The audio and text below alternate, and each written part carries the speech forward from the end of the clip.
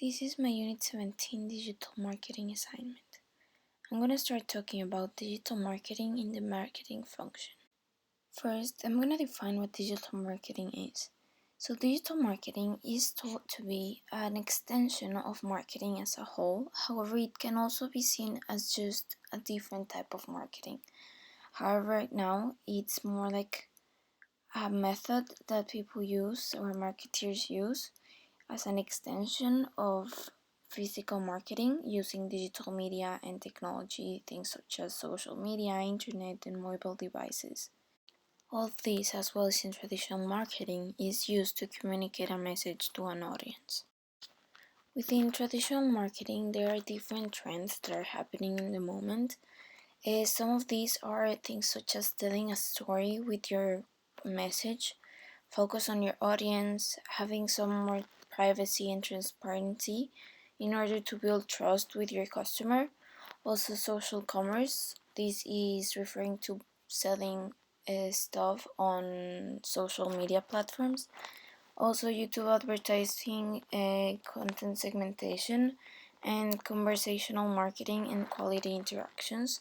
These as well related to focusing on your audience, as it can give you some feedback for your future marketing plans. Some examples of these, for example, in focus on your audience, we can see it on Nike's website, where they have a special part that's called community, where they post different articles relating to some issues that are happening right now. As we can see here, it's like a marathon of mental health, some events that they do for their audience, and this is something really targeted towards them, and it helps create and build more trust within the brand and the customer as well. Another trend is exemplified here with social commerce. As well with Nike, we can see that they have in their Instagram page a link to their store. Here it says Ver Tienda, which translates as C store, and you can click on that link and it leads you to their products, as you can see on the right. It's pictures of their sneakers, and you can navigate through the page, and either you can visit the website through their Instagram links, or you can immediately just go there, and it has a checkout system as well.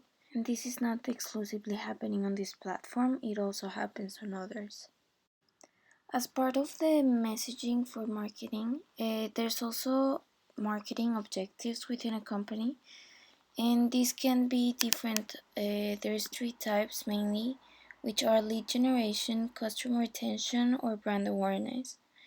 In this first example, we can see an Nike ad that's from the campaign You Can Stop Us, which is clearly about brand awareness. I'm gonna play it and then I'll elaborate a little bit.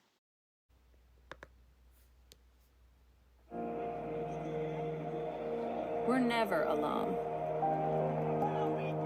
And that is our strength. Because when we're doubted, we'll play as one. When we're held back, we'll go farther and harder. If we're not taken seriously, we'll prove that wrong. And if we don't fit the sport, we'll change the sport.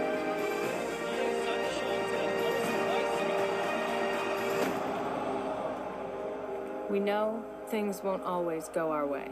And the world's sporting events are postponed or cancelled. But whatever it is, we'll find a way. And when things aren't fair, we'll come together for change. We have a responsibility to make this world a better place. And no matter how bad it gets, we will always come back stronger.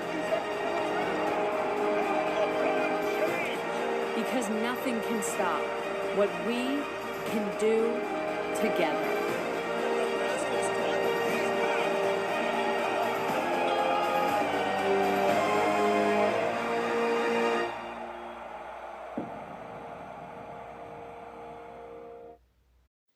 Well, first of all, I'm going to talk about how this reflects on the trends that I previously mentioned.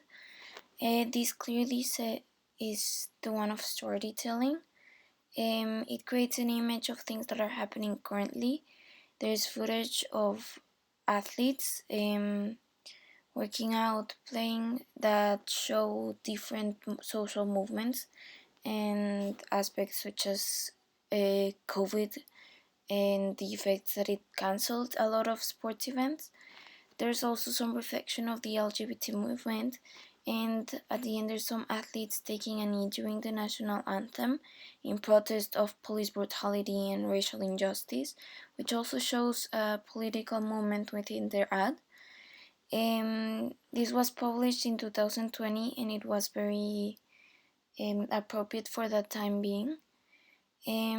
This is clearly a brand awareness inclined video or ad, as it's more about the values of the brand instead of a product. It doesn't mention a product, it doesn't show it, it shows more the community they want to create, it shows the athletes that are linked to the brand instead of actually promoting something. It's just about their values and the image they want to give the public about the brand. Another marketing objective is lead generation. And we can see this through the production of free content with this aim of generating customers interacting with their pages. We can see this in the Nike website.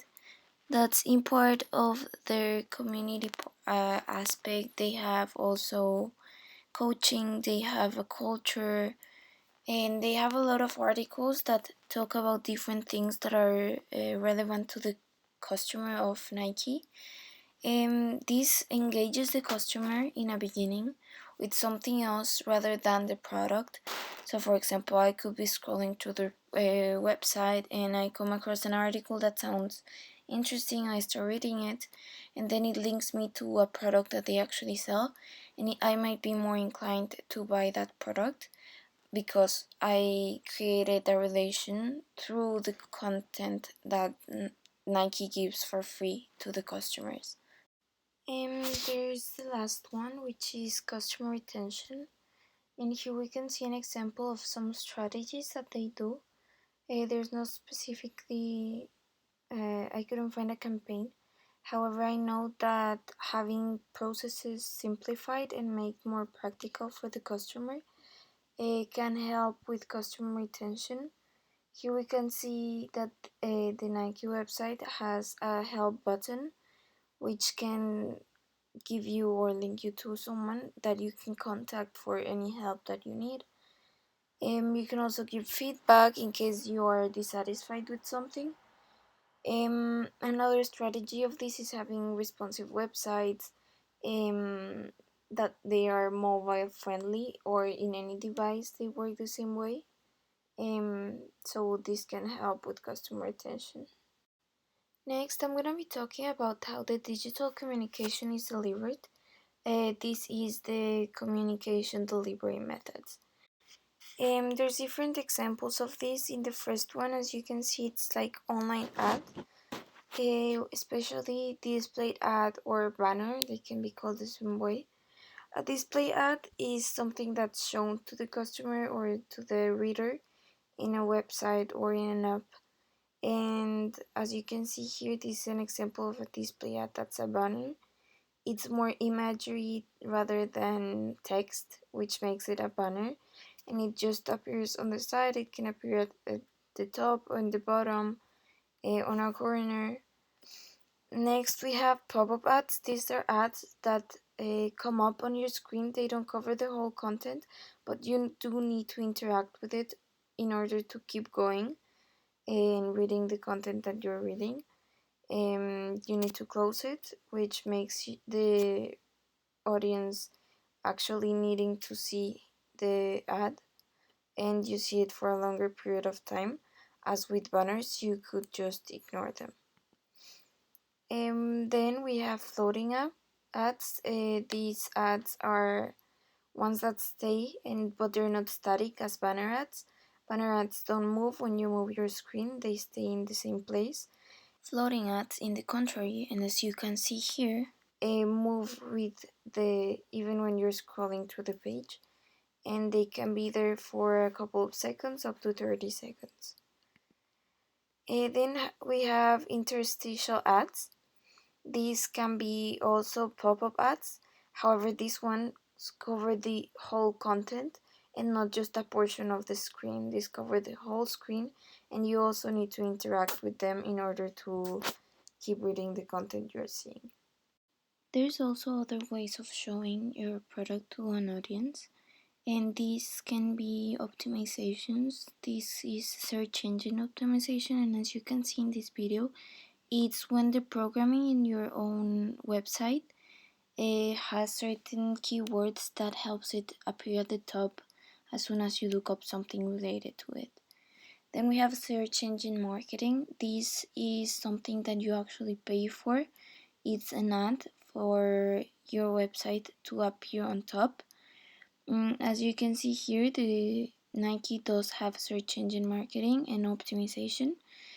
And when it's search engine marketing, you can see the ad symbol next to it, as in this example. There is other more direct ways of delivering a message to an audience. We have first email advertising. This is when a brand sends email newsletters constantly to customers that are subscribed to it.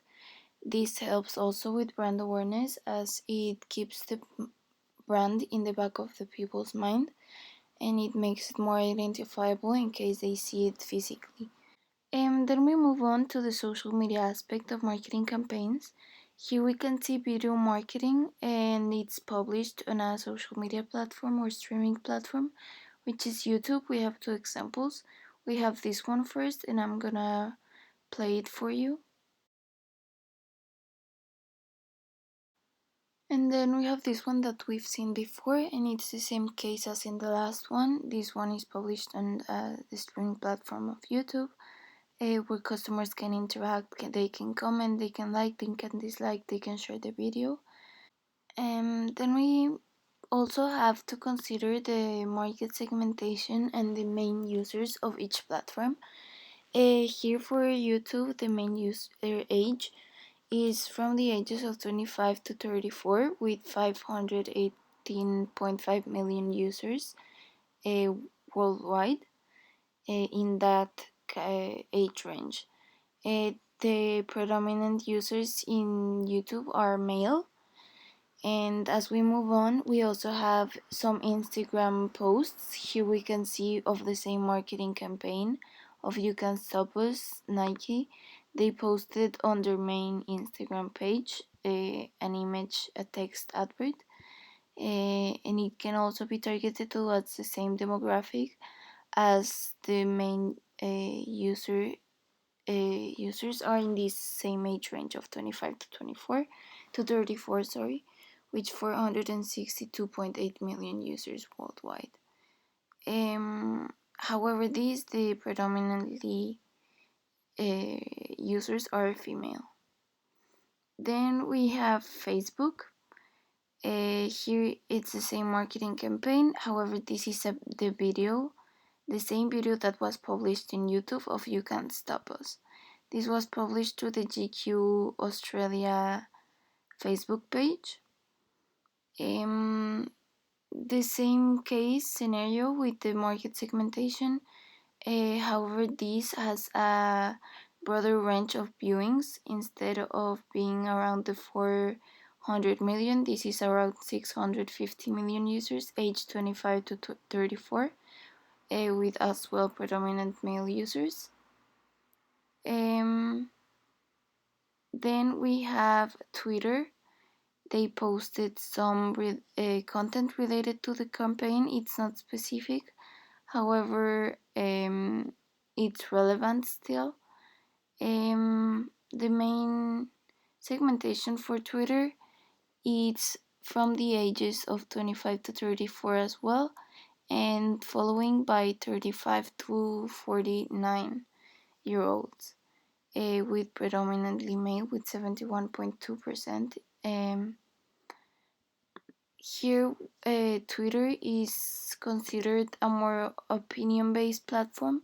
So the content showed in this platform needs to be different to what is shown on Instagram or on Facebook, that are more informative or entertainment based. Now I'm gonna be talking about the different devices where people can receive this kind of communication from marketeers. There's different devices such as personal computers, smartphones, tablets, game consoles, smartwatches, and TVs. There's different ways in which marketers target these mobile device users. First, there's a big trend towards reaching people across different platforms and devices.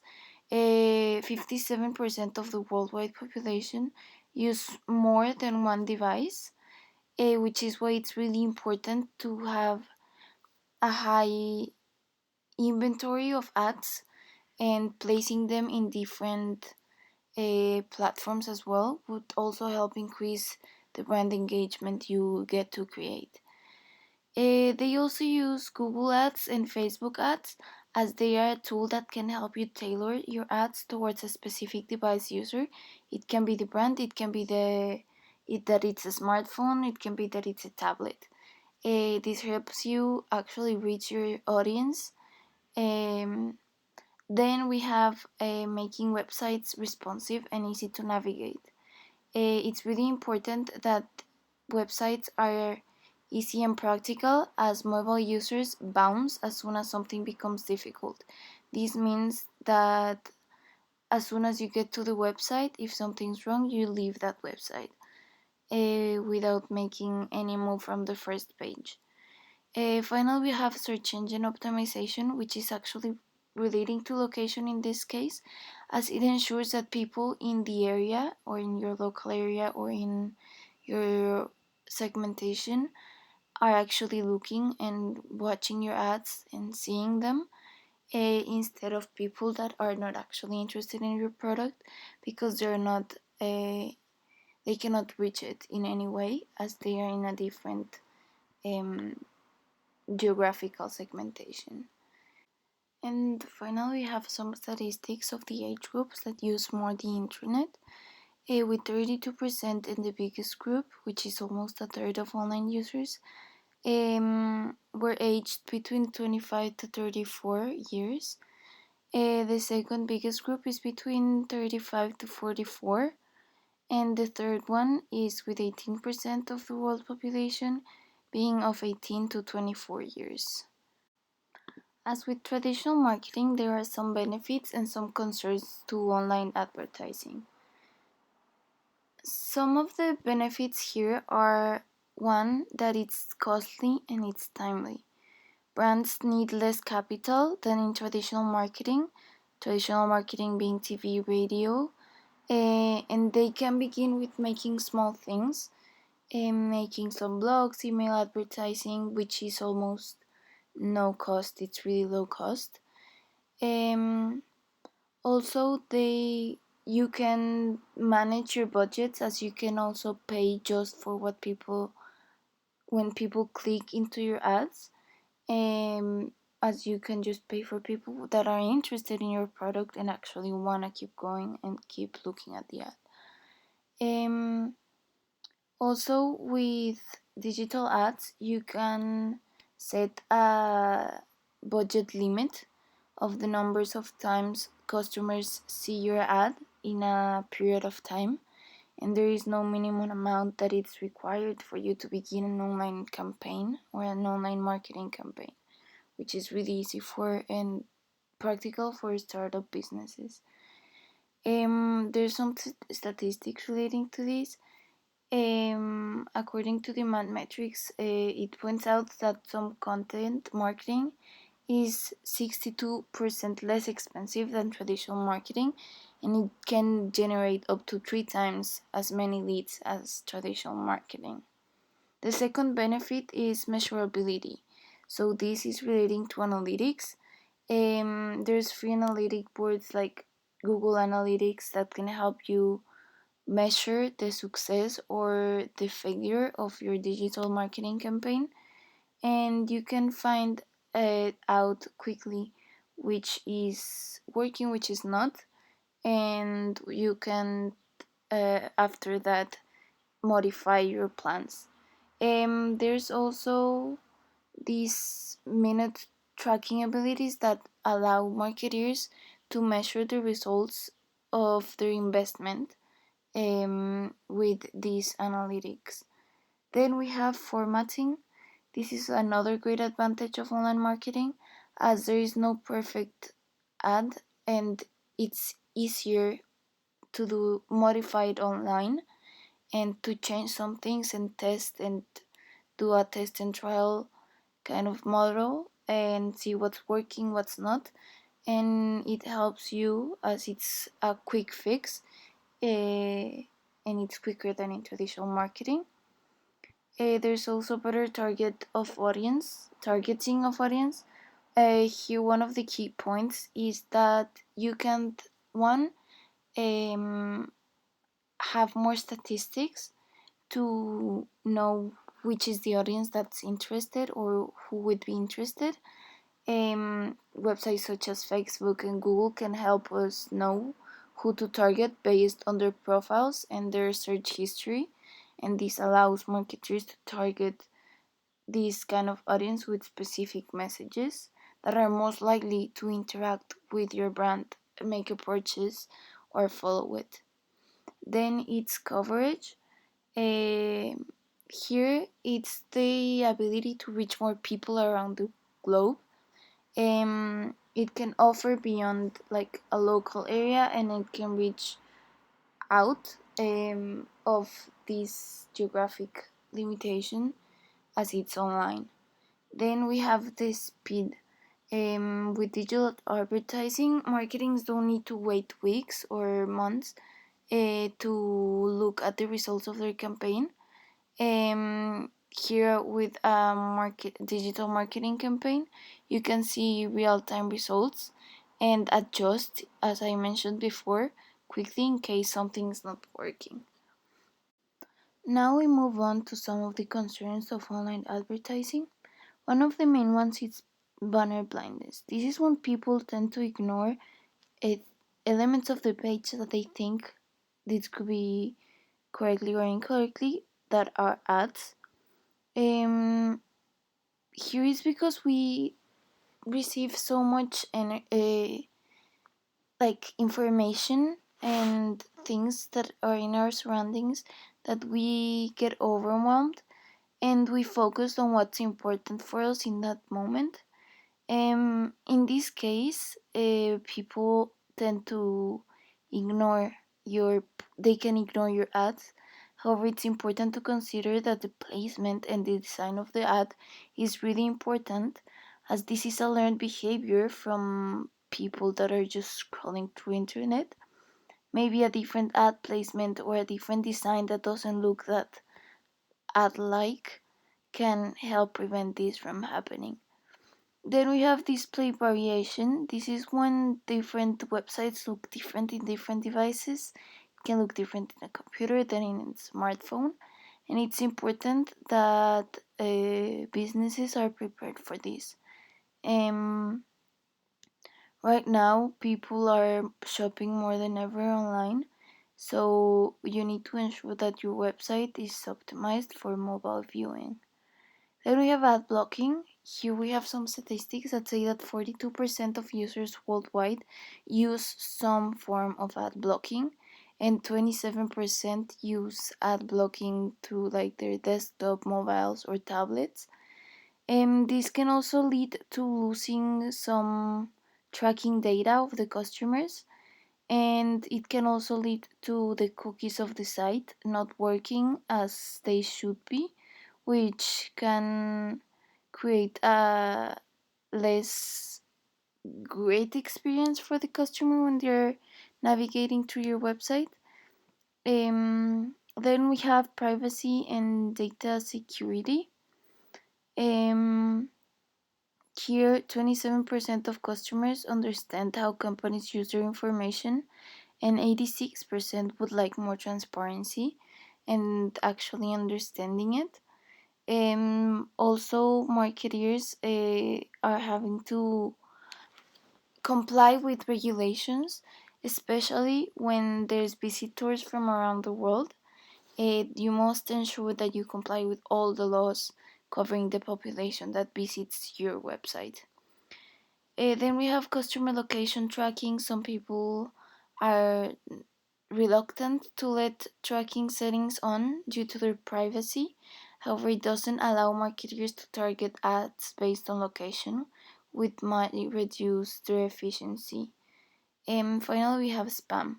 So, spam is ads that just pop up on your screen, and it's repeated advertising. And some customers get tired of it and they just leave the website if there's too much spam. Um, then we have how the digital environment has affected customer choice. So, one of the biggest aspects is choice paralysis. Um, 54% of customers abandon e commerce sites if choosing is too difficult. This is when you have too many options, when um, you have a different price range, you cannot choose which one, and 42% admitted that they just leave and not go through with the planned purchase they had because there was too much choice. Other channels are studied, and there's some uh, researchers that have said that channels are interchangeably and seamlessly used during the search and purchase process, and it's difficult or virtually impossible for firms to control this usage. So, this is meaning that the customer is not looking at the limits that are happening on a physical, more traditional way of shopping. That's you go from one store to another. However, when you're doing it on a computer or on a mobile phone, this process becomes more blurred and you don't realize that you're actually looking at so many options as if you were doing this in real life. Then we have customer choice effects on banner blindness. So, this is when people don't look at the ads because they perceive them as such. There was a study made with 26 test participants, and they were tracking their eye movements. These participants visited the same website and they were given the task to find the best method for removing a label from a jar. The page included some text, some images, and advertising on the top and on the sides of the page. And users read the text on the page, but they almost never looked at the little ads that are shown on the page. They're easy to ignore because they are very different from the surrounding page.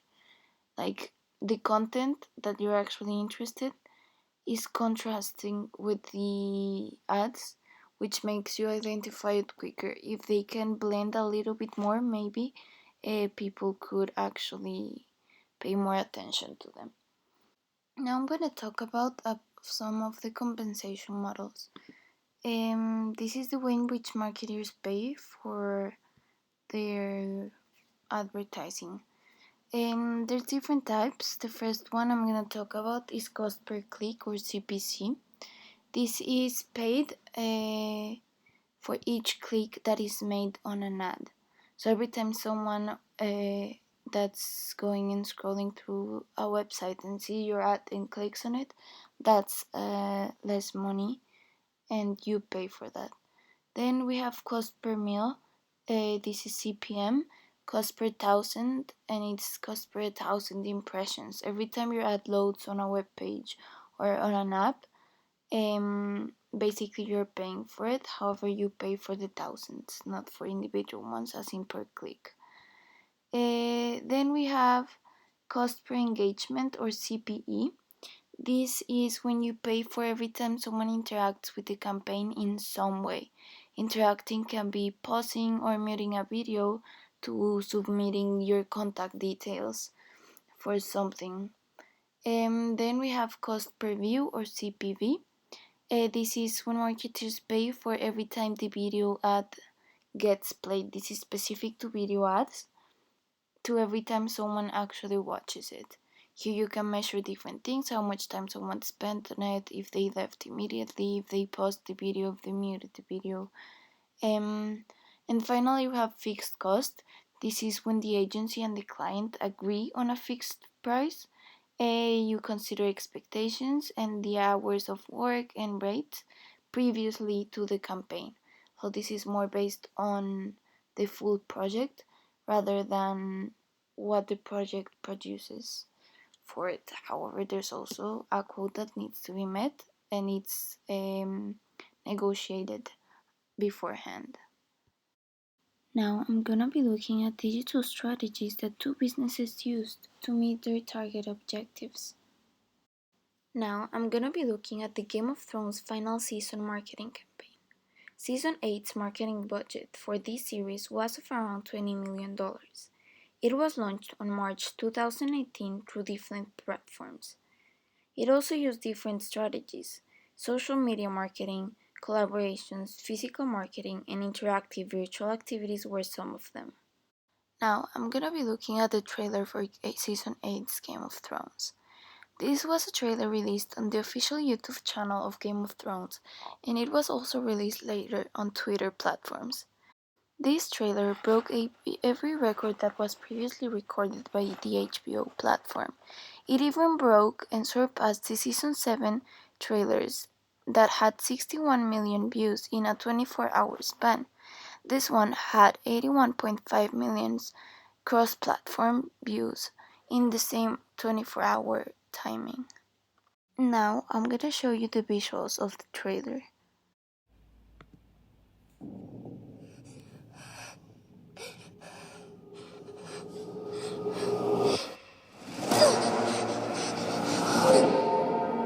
I know Death. He's got many faces. I look forward to seeing this one.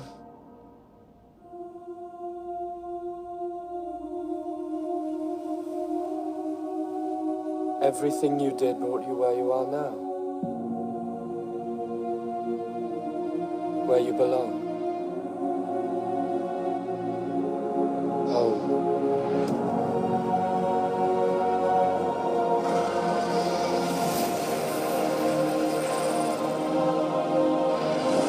They're coming. Our enemy doesn't tire. Doesn't stop. Doesn't feel.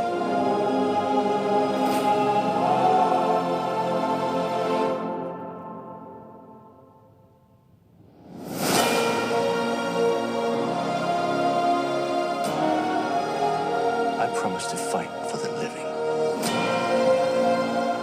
I intend to keep that promise.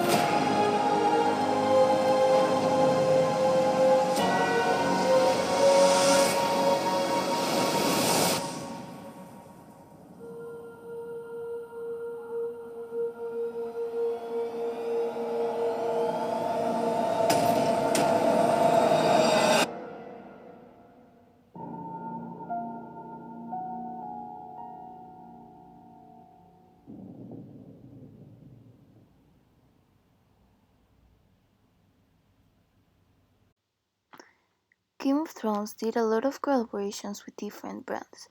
Here I'm gonna show you the first released ad that they showed at the Super Bowl. This was in collaboration with Bud Light.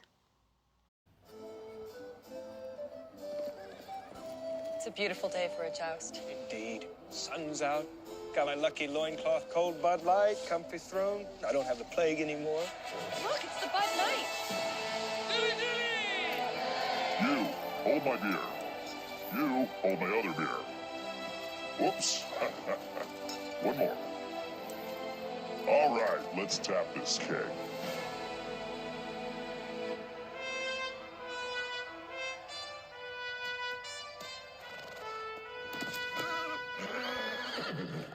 Giddy up, Peanut.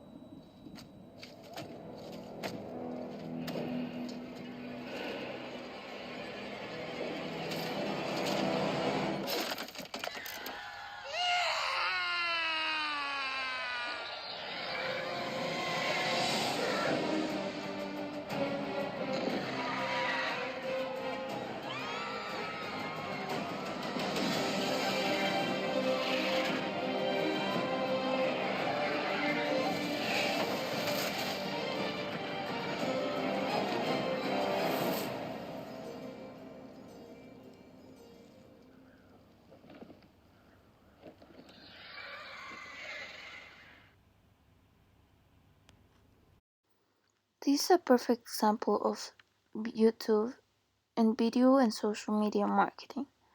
This was a collaboration with Bud Light. This was published through the YouTube channels of both platforms, and it also aired on the Super Bowl. Bud Light ad was top ranked and it got a lot of attention. It captured nearly 31% more attention than every ad that's broadcasted during the game. The average index for attention is of 100 and this ad got 130.8. Bud Light was mentioned 57,000 times through the platforms of Twitter, Facebook, Instagram, and Reddit during the time frame of the campaign.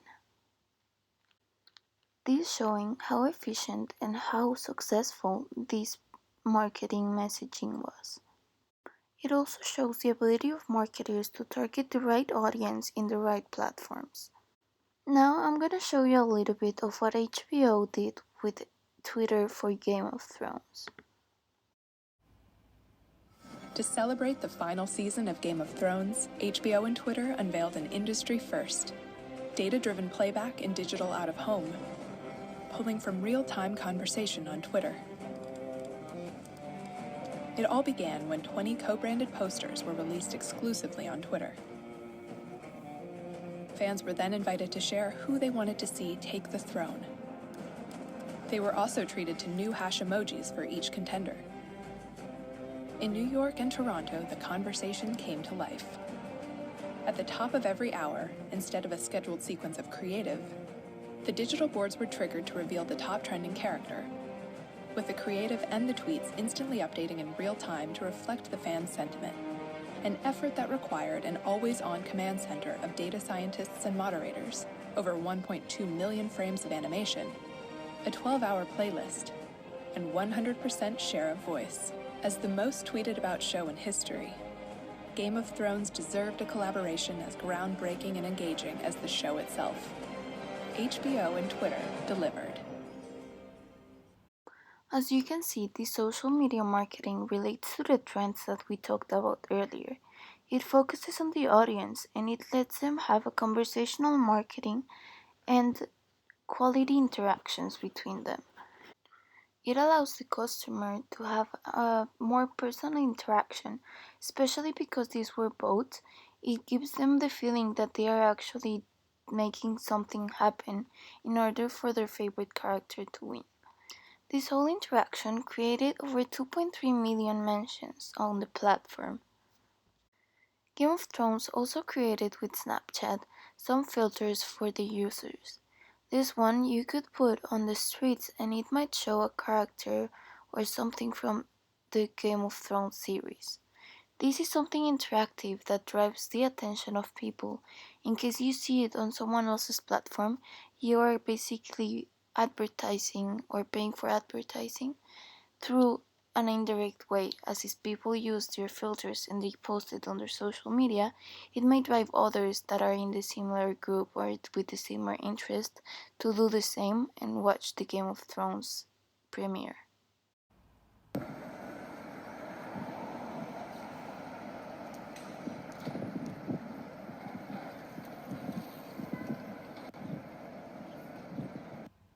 As it's expected, Game of Thrones also created a feed on their Instagram account. They showcased the transition from ice to fire to ash, which is something that's really particular of the Game of Thrones series. The post on Instagram received 23 times more interaction than those on Facebook and 5 times more than those on Twitter. The statistics that are shown here show that the total interactions of Instagram are higher than those in Facebook or Twitter. This is another collaboration that was done between Game of Thrones and Adidas. This is also Twitter promotion. It's a short video and it's social media marketing. This was published on both the platforms of Adidas Running and Game of Thrones. This adds another product that relates to their own and it links back to the story of Game of Thrones. This is also kind of storytelling through the collaboration. There's a quote that says, "When you look at Adidas and HBO or Game of Thrones particularly, you have two powerhouses and two iconic brands." And the senior producer manager, Stephen Schnittler, said that they wanted to bring a sports icon and blend that with a cultural icon to create a really powerful and meaningful story. This is also again related to the trends that we talked about of storytelling with your marketing campaigns. This post received 55,000 interactions and over 200,000 views on Instagram. Finally, for the Game of Thrones campaign, I'm gonna be talking about the Game of Thrones and Oreo collaboration. This was a collaboration made and it was posted in the Twitter platforms. This received almost 43,000 interactions. This collaboration consisted on cookies decorated with the Game of Thrones theme, as well as the recreation of the intro of Game of Thrones with Oreo cookies.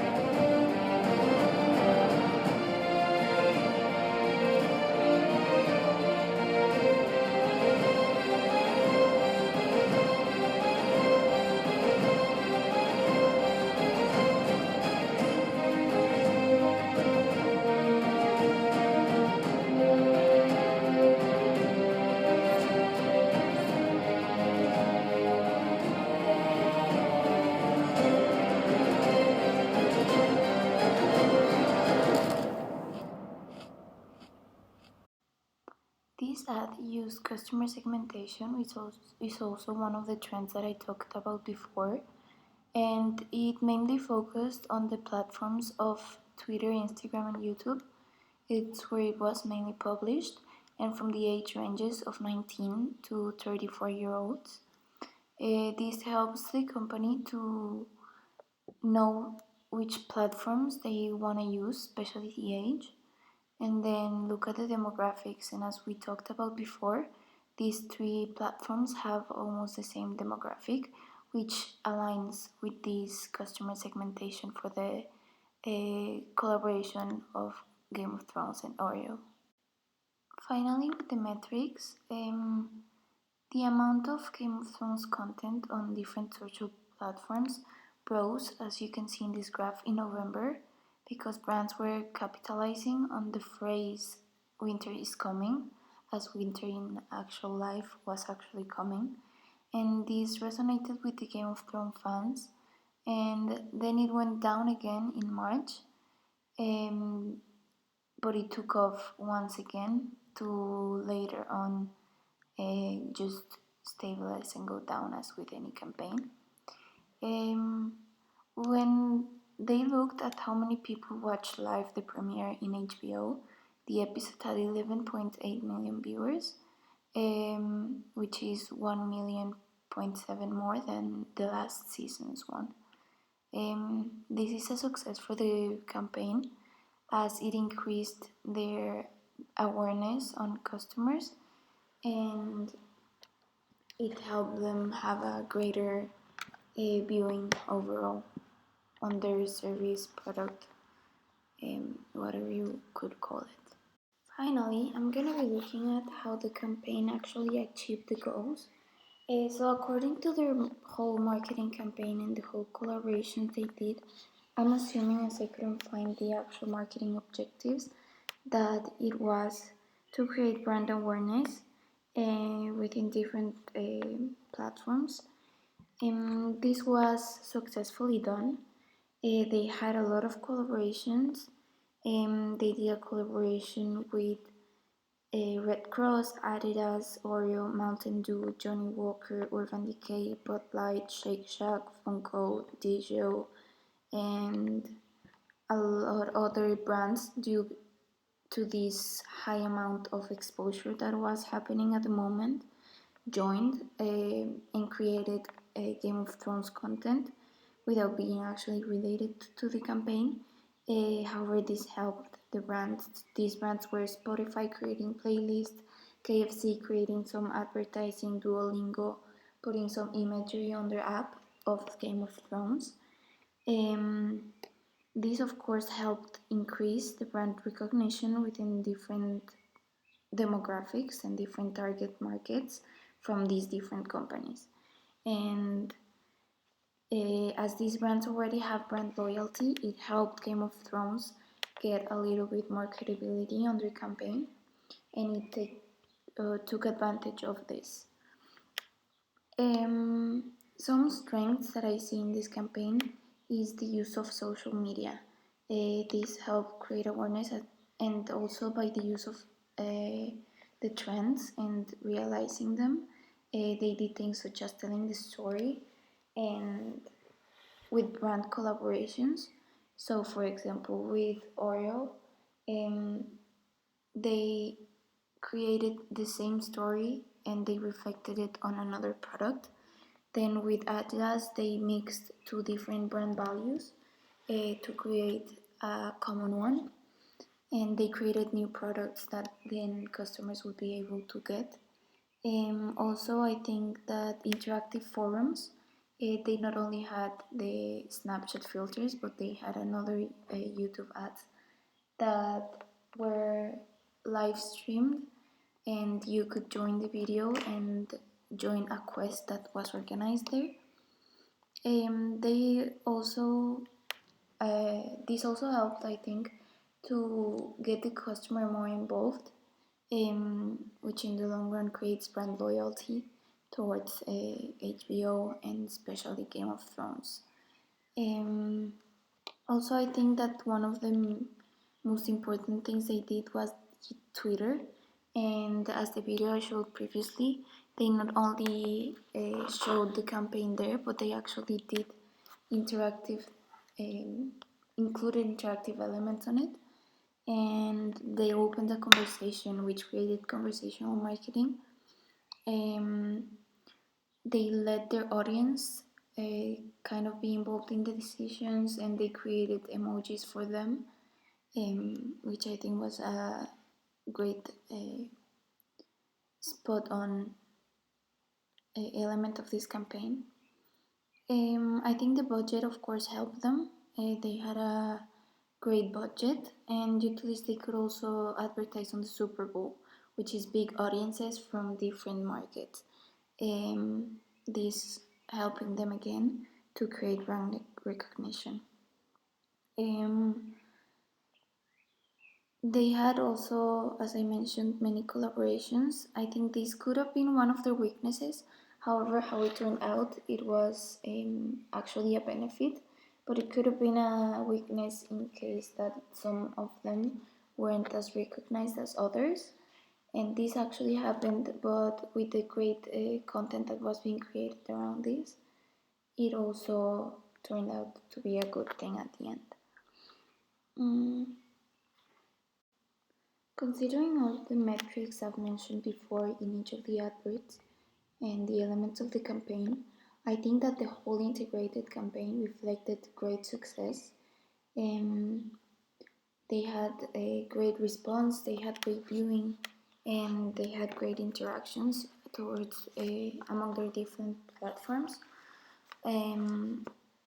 Also, the use of these varied platforms and the great amount of them, I think also helped them overall, as it had a target to every single demographic that there could be. Also, the difference in the brands that they targeted. For example, Funko, this is a toys and kids store and products, which targets a younger demographic or the parents of this.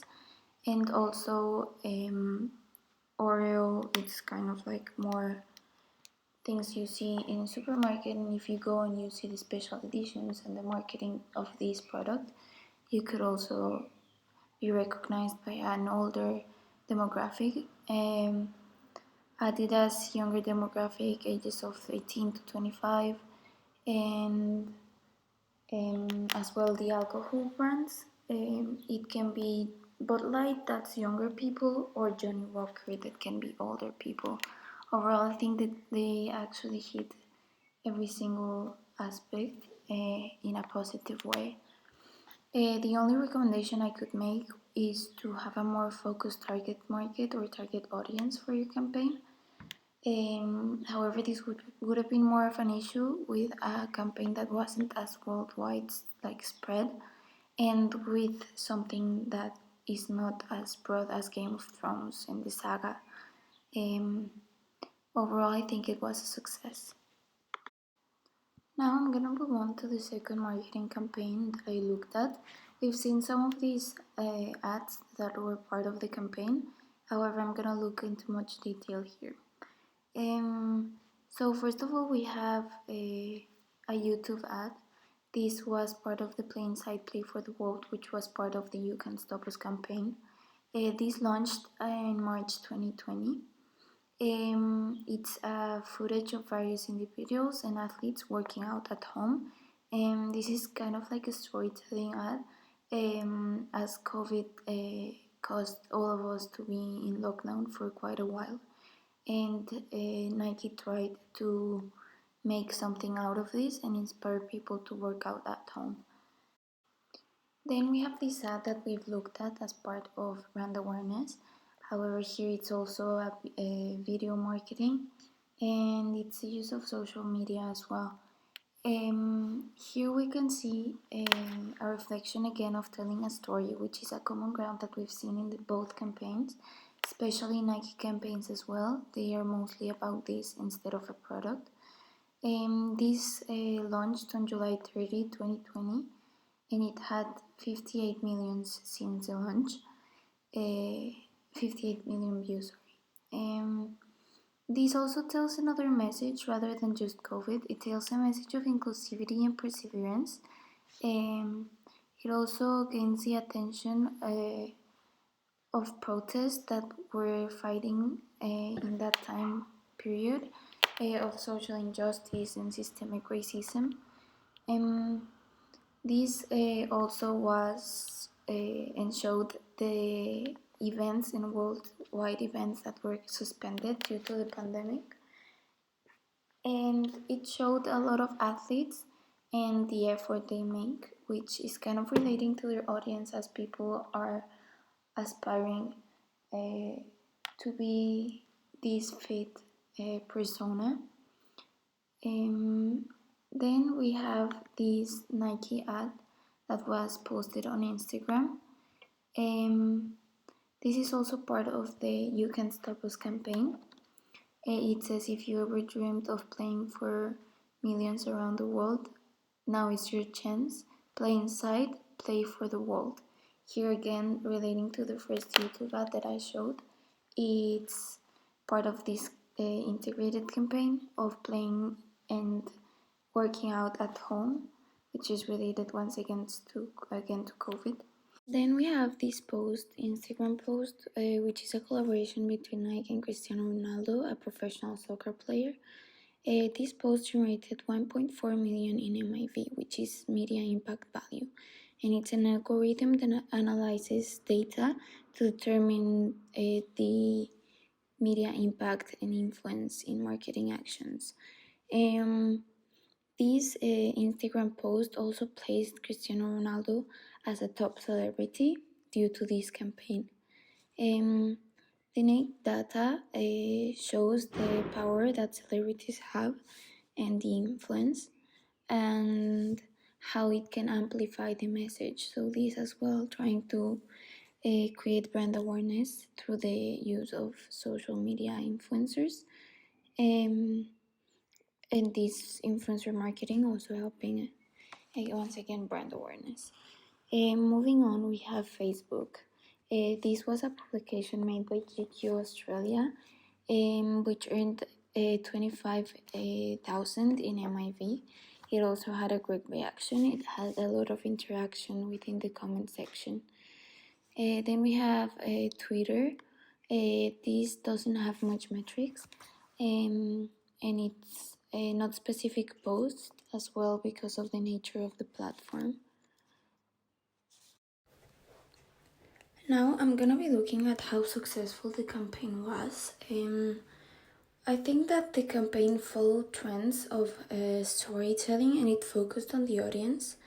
And this storytelling was done through showing real-life events and situations that are already being talked about, so like some global issues such as COVID and police brutality, LGBT movements, and also things like to deal with anxiety. In the first ad, the first YouTube ad I showed, working out and encouraging that. Then focusing on the audience, this inspiring doing sports at home and as well following social trends. The metrics of the campaign showed great success, especially related to their marketing objectives of catering to different nationalities, genders, cultures, and ages. This was reflected in their metrics as well as in the stock prices of Nike as they raised after the campaign launched. Also, the MIV being of 8.95 million in just 1,067 placements through different platforms, with 26K on Instagram. And also the increase of online sales from June to August 2020, it increased by 82%. The YouTube video of You Can't Stop Us also had a great amount of views. In the YouTube one, it had 184 million, and the same content but on Twitter had 90.5 million views. Another thing that proves success of the campaign is the fact that they won the 2021 Webby Award in Video Sports category, and this reflecting all of the work they did on their campaign. Some of the strengths I see in this campaign is focusing on their marketing objectives and delivering this message to social media. Also having a clear messaging and a focus for the campaign, as well as relating it to global issues. I think this was very good as it engages the audience and it makes it more relatable and it gives more value to the message of the brand, looking at from the audience's perspective. Then I think that some of the main weaknesses of the campaign is that the content is not much, but they did share it on different platforms, which was better. I would recommend to do more content, like create more content, and be consistent with the timing of posts, not let them be between like months, and yeah, having also different ads for the same campaign and not just focusing on one, creating different content for different platforms as well, because the audiences in different platforms are different, as I mentioned before in the presentation. And yeah, that's it.